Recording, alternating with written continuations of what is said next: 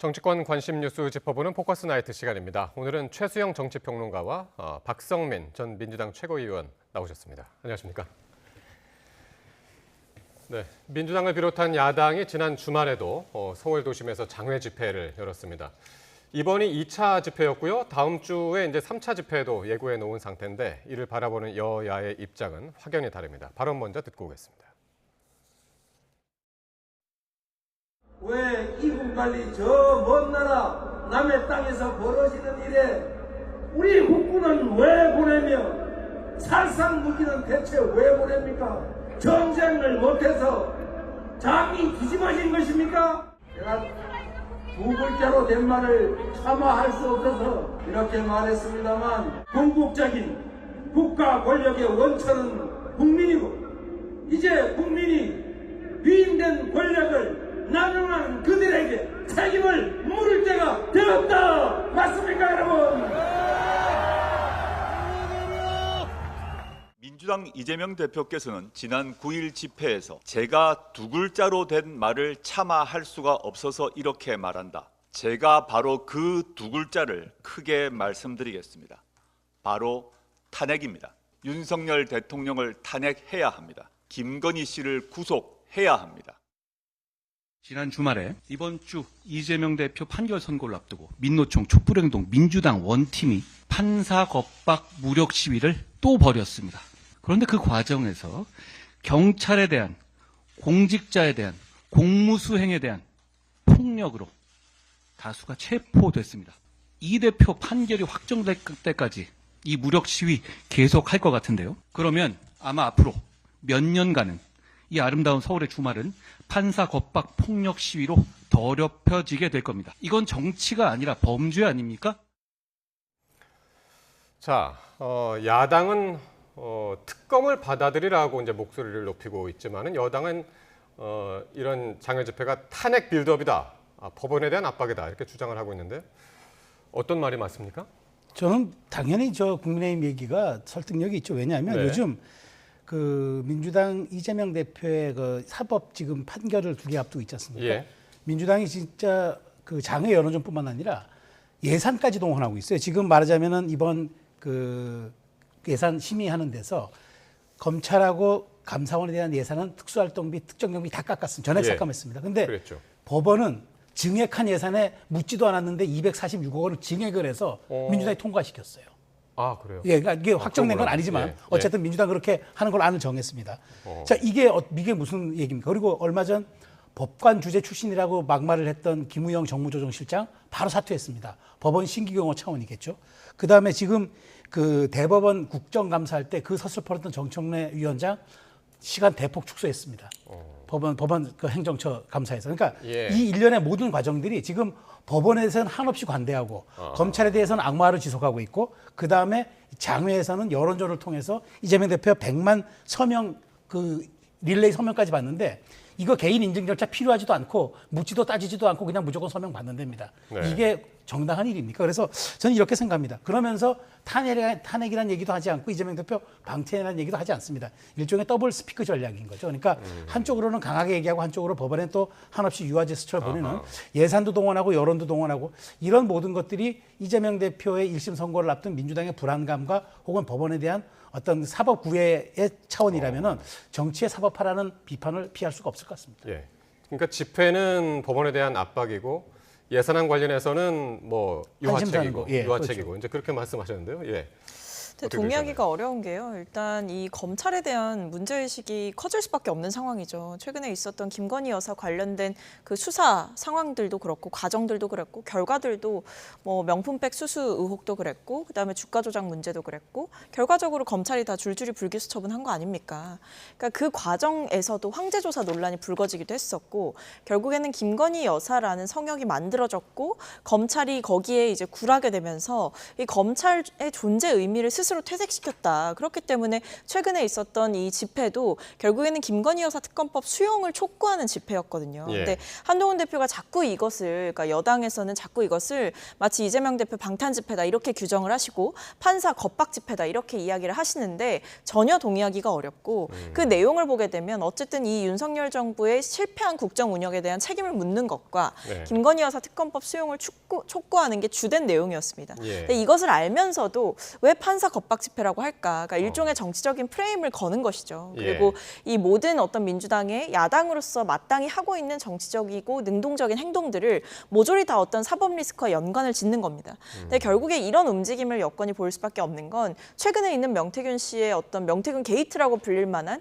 이런 명태균 씨와 김건희 여사 간의 뭐 유착관계 의혹들 아니면 공천 개입 의혹들 이런 것들이 줄줄이 불거지고 있기 때문에 여권 입장에서는 이 악재를 돌파하기 위해서는 네. 뭐라도 하나 야당을 강하게 좀 공격을 해야 되는 겁니다. 예. 그래서 저는 이 여권에서 계속해서 뭐 판사 겁박 집회다 이렇게 규정을 하는 이유는 결국 여권에 지금 닥친 악재를 좀 빠져나가기 위한 일종의 물타기다 이렇게 보고 있습니다. 어쨌든 이걸 프레임 싸움이네요. 어떻게 보면은 양쪽이. 그렇죠. 근데 그러면은 이건 어떨까요? 조금 전에 이제 조국혁신당 대표, 조국 대표 말이 있었는데 앞에서 이재명 대표가 차마 할 수 없었던 두 글자. 그게 조국 대표는 탄핵이다. 이렇게 답을 썼어요? 맞는 답입니까? 사실 뭐 맞다고 봐야겠죠. 왜냐하면 이 탄핵이라는 단어를 직접적으로 이재명 대표가 언급하시지는 않았지만 이 뭐 전후 맥락을 보게 되면 결국에는 이 윤석열 정권에 대한 책임을 물어야 된다라는 그 맥락, 큰 하나의 맥락 차원에서 얘기를 하고 있는데 다만 민주당은 지금 이재명 대표를 비롯해서 공식적으로 이 탄핵이라는 것을 추진하겠다 또는 검토했다 이런 입장을 밝힌 바가 없습니다. 그러니까 여기에 대해서는 분명하게 민주당이 선을 긋고 있는 것이고 그랬기 때문에 이번에 있었던 집회에서도 다른 야당들이 탄핵을 입에 올리고 강경하게 탄핵을 시켜야 된다라고 얘기를 할 때에도 민주당은 선을 지키면서 김 여사 특검법을 수용해야 된다. 이 부분을 강조를 한 거거든요. 그러니까 더더욱 앞에서 한동훈 대표가 얘기했던 어떤 뭐 판사 겁박 집회다 이런 게 앞뒤가 안 맞는 얘기다라는 말씀을 드리고 그리고 민주당에서는 어떤 탄핵을 추진하는 그런 직접적인 절차에 아직 들어가고 있지도 않고 전략적으로 봤을 때에도 지금 그 얘기를 제1야당으로서 전면에 꺼낼 때가 아니다 이렇게 판단하고 있는 것 같습니다. 왜 그럴까요? 왜 탄핵이라는 두 글자를 이야기를 못할까요? 뭐 조국 혁신당 대표야 탄핵 전문 정당 대표니까 뭐 탄핵 뭐 이야기를 뭐 하루 세 끼 밥 먹듯이 올려도 뭐 무방합니다만은 쇠빙선 역할을 한다고 했으니까 얼음 깨는 역할을 하는 거겠죠. 근데 왜 이재명 대표는 그 말을 못할까? 여론이 붙어주지 않아요. 왜냐하면 지금 숫자 싸움하는 거 보시잖아요. 첫 주 집회, 지지자 주 집회 30만이었다 얘기했다가 경찰하고 이렇게 집계가 좀 안 맞아요. 숫자가 너무 차이가 납니다. 근데 이번 주는 또 총동원령 내렸는데 20만 스스로 20만이라고 얘기했어요. 그러면 지난번보다 사실상은 더 줄었다는 거예요. 이렇게 자꾸 여론이 뒷받침해 주지 않는데 탄핵이라는 얘기를 꺼냈다가 역풍이 올 것 같거든요. 여론이 숙성되고 이렇게 해야 뭔가 이걸 가지고 돌파할 수 있는 동력을 마련할 텐데 그게 안 되니까 탄핵이란 말은 못하고 조국 대표가 대신해줘요. 제가 좀 전에 그랬잖아요. 더블 스피커 전략이라고 한 입으로 두 말을 하는 거죠. 야권이라는 한 입에서 한쪽은 탄핵을 공공연히 얘기하고 이른바 바람잡이 역할을 하는 거고 한쪽은 탄핵 얘기를 하면 역풍이 불까 봐 여러분 내 말하는 다 아시죠? 역할 분담이라고 보시는군요. 그렇죠. 역할 분담인 그 더블 스피커 전략이에요. 정치적으로. 그래서 저는 이런 것들이 과연 정말 이재명 대표가 먹사니즘 얘기하고 금투세 폐지 동의하고 아무리 중도 외연확장을 써도 사람들은 믿지 않는 거예요. 정치와 사법을 분리해서 보기 때문에 당신이 진죄가 있으면 진죄를 받아요. 정치적으로 물타기 하지 말고 지금 여론은 그렇게 얘기하는 거예요. 그러니까 사법 대응은 본인이 하세요. 정치. 그래서 당신이 정말 대통령 될 자격이 있으면 스스로 극복하고 국회에서 분점 정부의 역할을 보여주세요. 얘기를 하는 겁니다. 이재명 대표 오해하면 안 됩니다.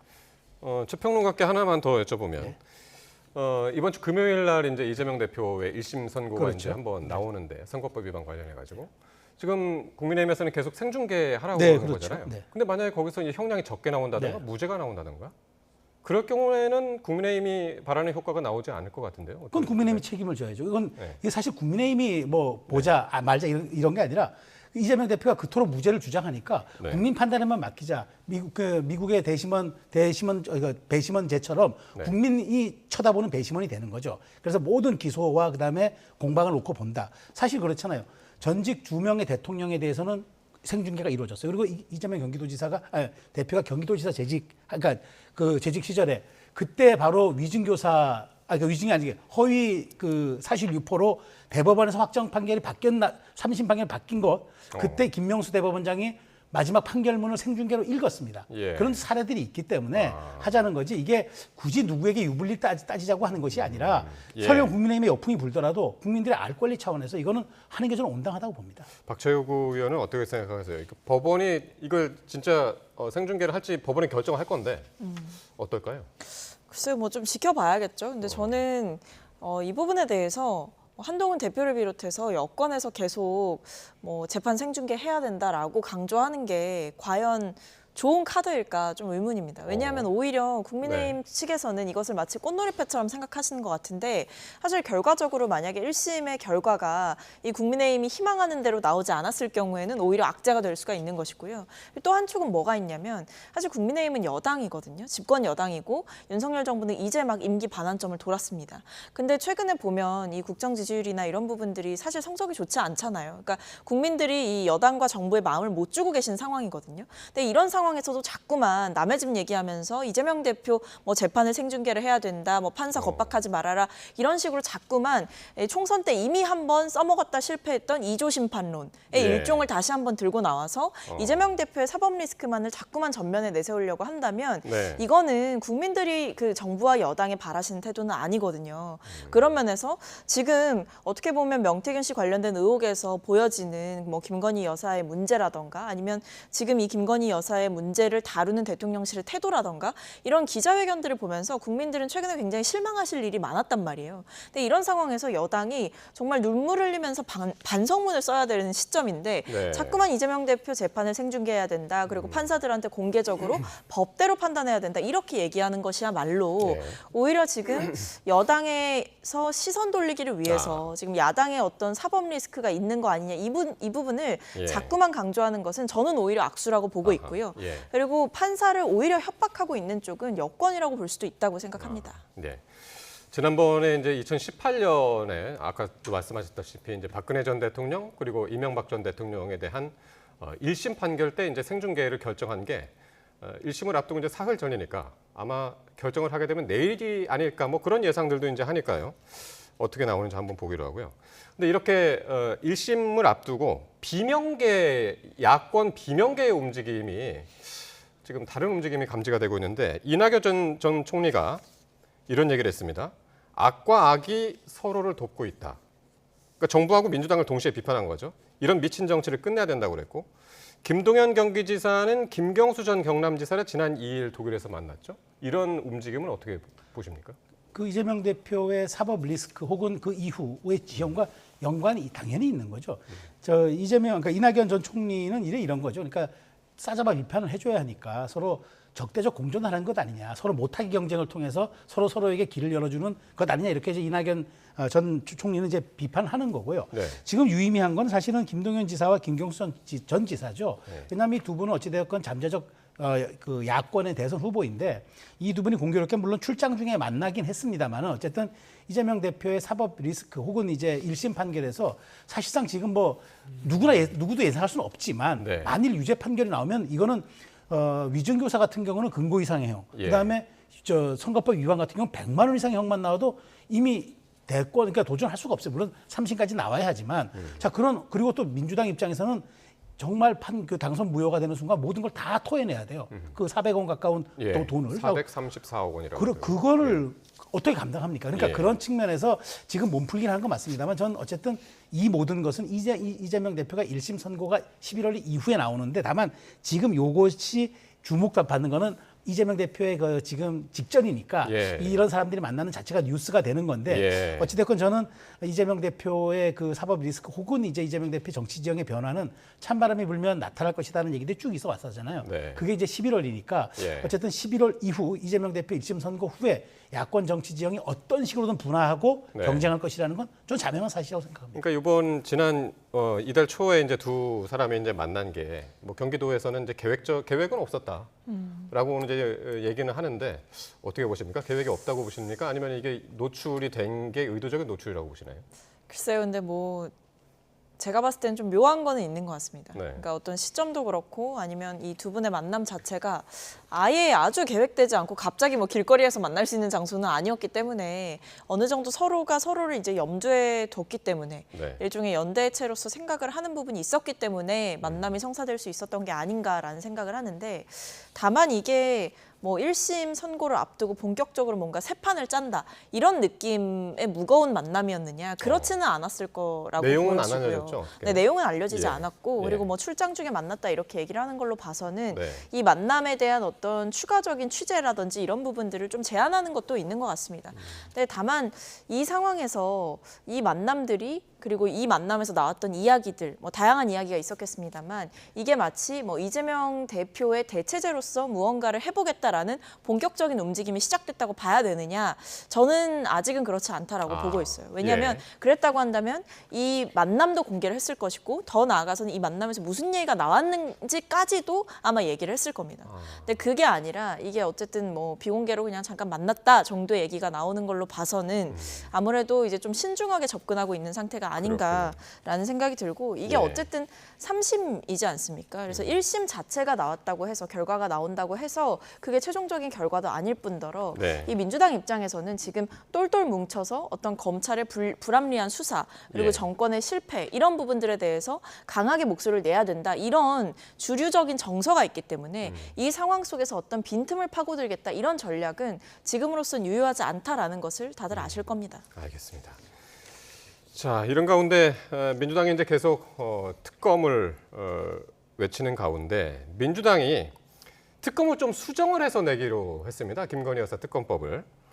수사 범위를 축소하고 제3자 추천 방식을 포함해서 이제 그런 방식으로 이제 수정안을 제출하기로 했는데 이거를 어떻게 해석해야 될까요? 그러니까 이 가장 중요한 건 이 특검안을 국민의힘이 받아들일 거냐 안 받아들일 거냐 이건데. 네. 예, 평론가님.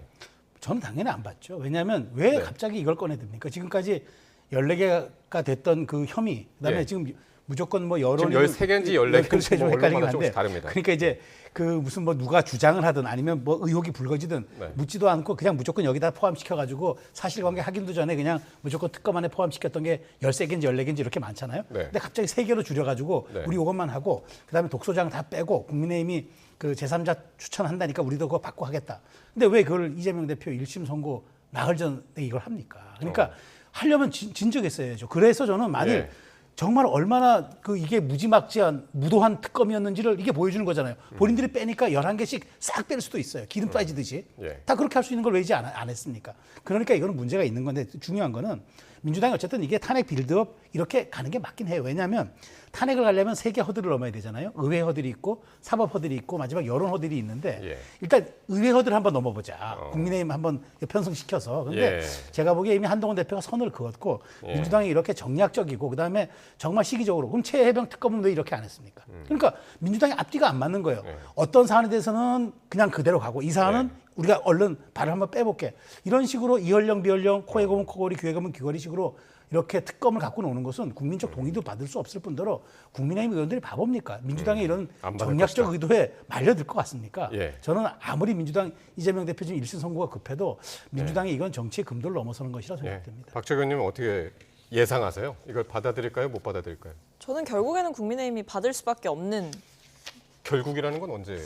글쎄 뭐 저는 뭐 이른 시간 안에 결론이 나지 않을까 싶습니다. 뭐 재표결은 이번에는 뭐 이달 안에 그렇죠. 할 근데 것 같은데. 이번에는 사실 뭐 쉽지 않을 수도 있다라는 내부적인 고민이 있는 것도 사실이겠지만, 근데 지금처럼 어떤 이 김건희 여사 문제를 하나도 해결하지 못하고 넘어가는 형국이 지속되고, 네. 그리고 명태균 씨와 관련된 수사도 이번에 진행이 되고 있고 또 구속영장까지 청구가 된 시점이기 때문에 어떤 이 의혹을 규명하고 진상을 밝혀야 된다라는 목소리는 더 높아질 걸로 보여지고, 지금 이 상황에서 국민의힘이 계속해서 김 여사 특검법을 무조건적으로 거부만 하는 것은 이게 정치 싸움에서는 명분이 없이 보일 수가 있는 거거든요. 그러니까 지금 보면 이게 수정안을 낸 거잖아요. 수정안을 냈고 여기서 뭐를 이제 수정을 했냐면 이 수사의 범위 자체를 좀 축소를 했습니다. 그러니까 의혹을 선택과 집중을 해서 규명을 해보겠다라는 거죠. 뭐 예를 들면 주가 조작 문제라던가 명태균 씨 관련된 뭐 공천 개입 문제 이 부분에 좀 집중을 해보자라고 했고 그리고 심지어는 이 특별검사를 이제 정할 때에도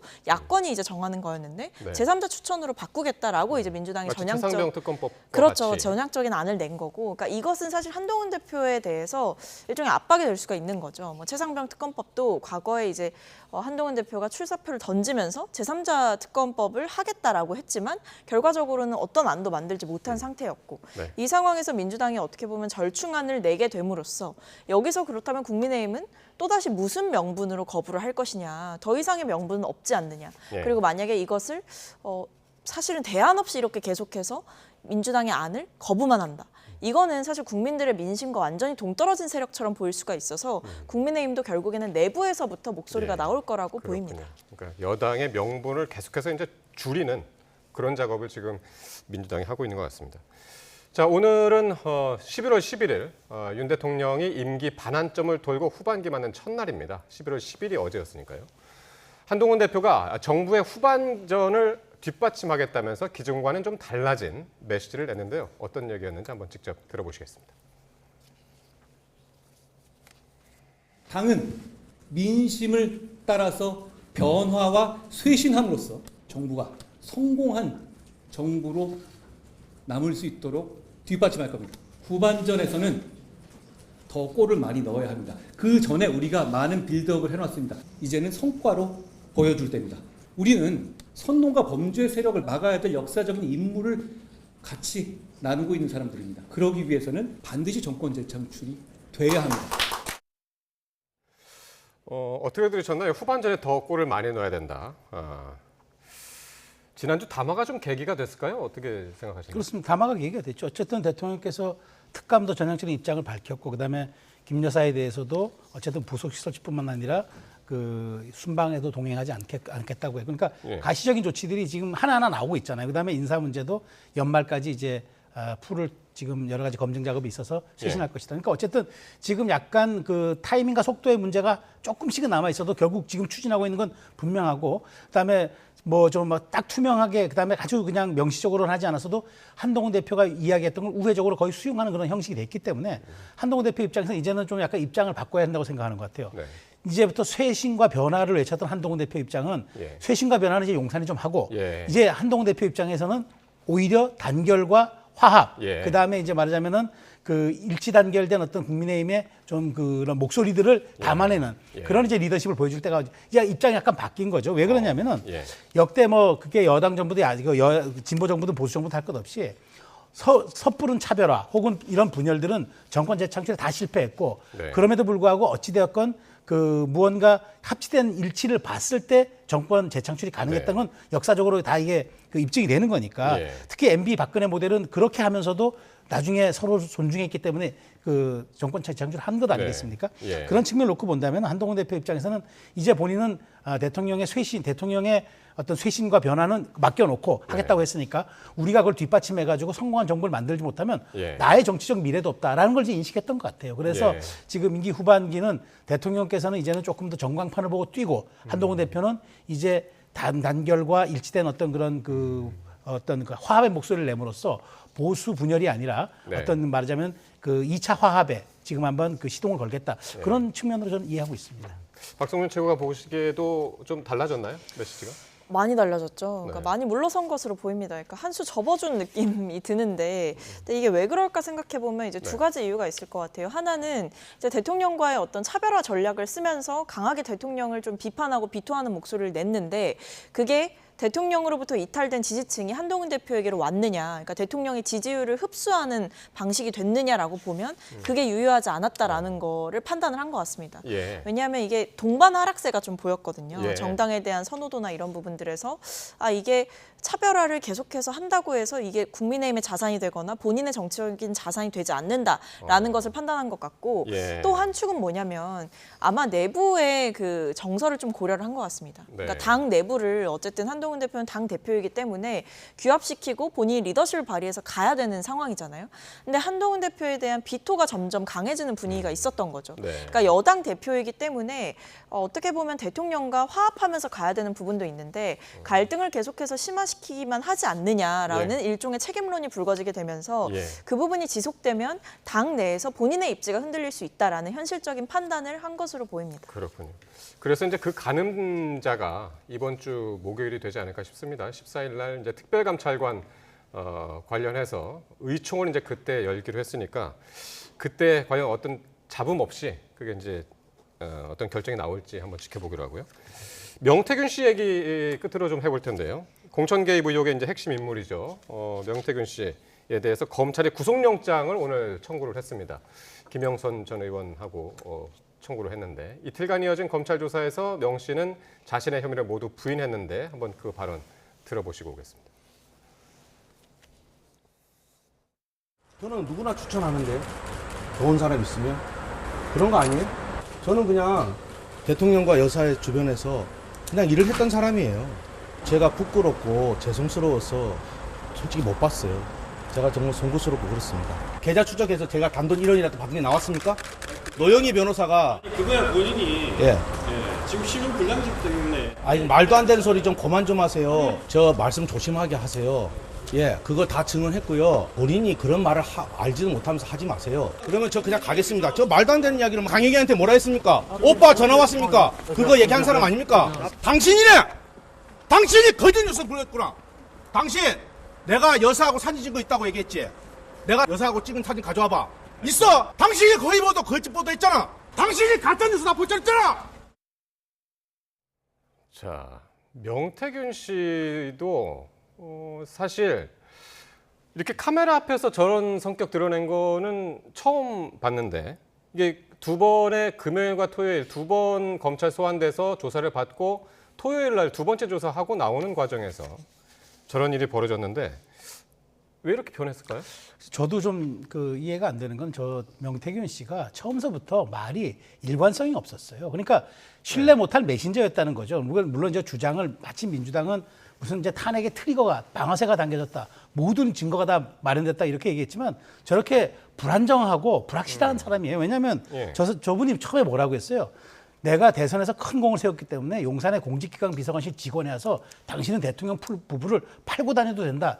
이른바 뭐 마패 받은 것처럼 얘기했잖아요. 근데 그 말 어디 갔습니까? 근데 지금 와서 저 뭐 언론사 기자 보고 당신이 내가 얘기한 걸 확대해서 거짓말을 해서 보도했기 때문에 당신 책임자라는 식으로 또 얘기하잖아요.